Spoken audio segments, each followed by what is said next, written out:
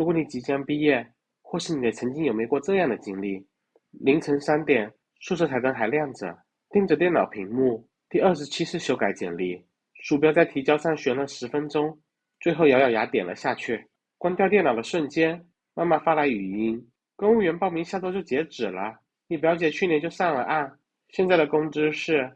你没听完，说了屏。这是你大四下半年的日常。你躺在床上，盯着天花板问自己：我那么拼命，能不能换到一个确定的未来？如果你正在经历或曾经经历这些，这个视频是为你制作的。我前天经历了一个真实的故事。一个女生在毕业前50分钟关于内耗的咨询。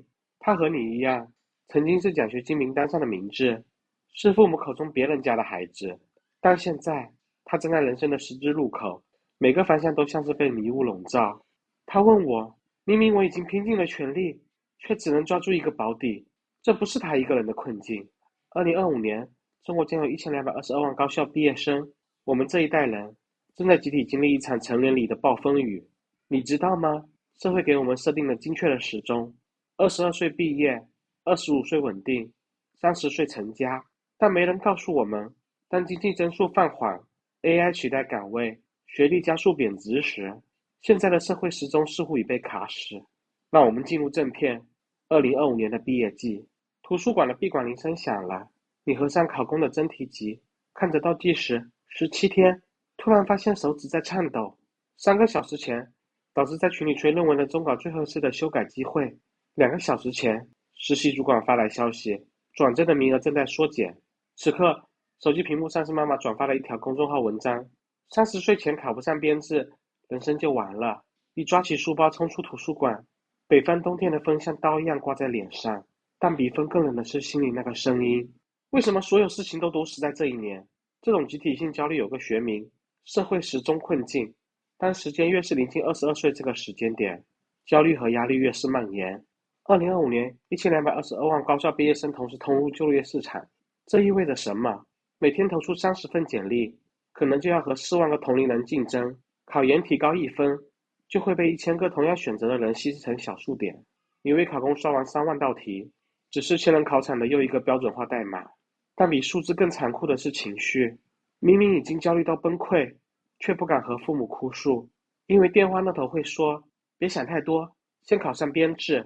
明明想停下来喘口气，却看到室友凌晨2点还在改论文。我们像是被绑在悬崖上不敢停的仓鼠，因为一旦休息就会粉身碎骨。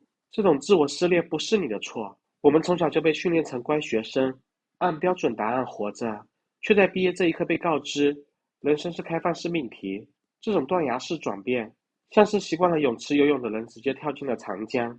昨天你还是学生证照片里微笑的人，今天却突然被推到了一扇铁门前。那里不再有人问你考多少分，而是质问你能创造多少价值。父母的手从背后松开的那一刻，你才发现，从前好成绩就能成功的许诺，突然变成了 KPI 达标才能生存的合同。更荒诞的是，我们要22年学习如何解微积分，背政治纲领，却没人教过怎么和上司沟通精神内耗请假，怎么识别劳动合同里的陷阱，怎么在租房时避开黑中介。站在人生的十字路口，你被冻住了。考研，可导师说今年缩编30%；考公，岗位竞争比去年多了200人；求职，招聘软件上 HR 回复等通知。这不是选择困难，是决策瘫痪。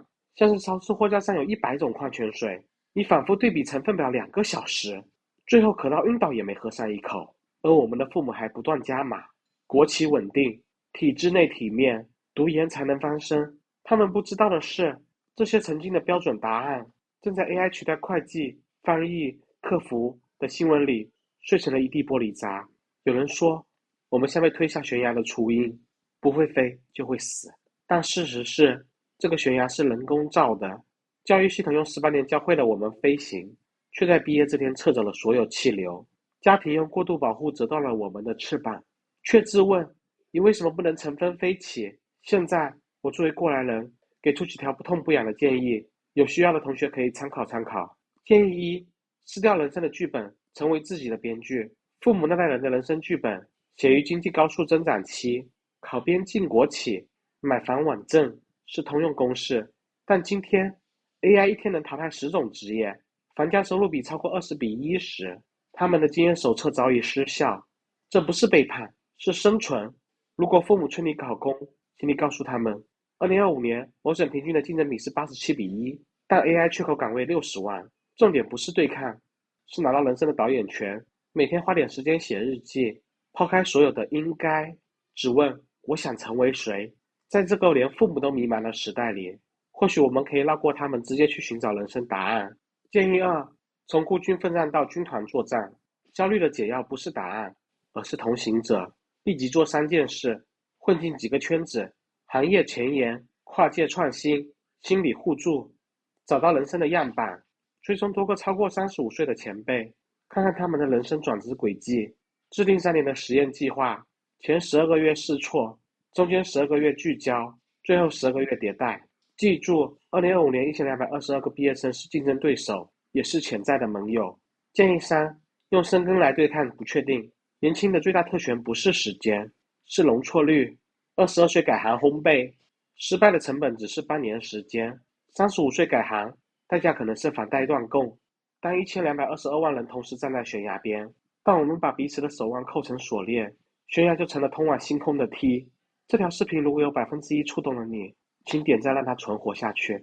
如果你有想法，请在评论区里写道：我想成为，因为未来的某天，当你走出迷雾时，记得回来告诉后来的少年，悬崖的尽头真的有光。感谢您的观看，我们分享使用知识的方法，下期再见。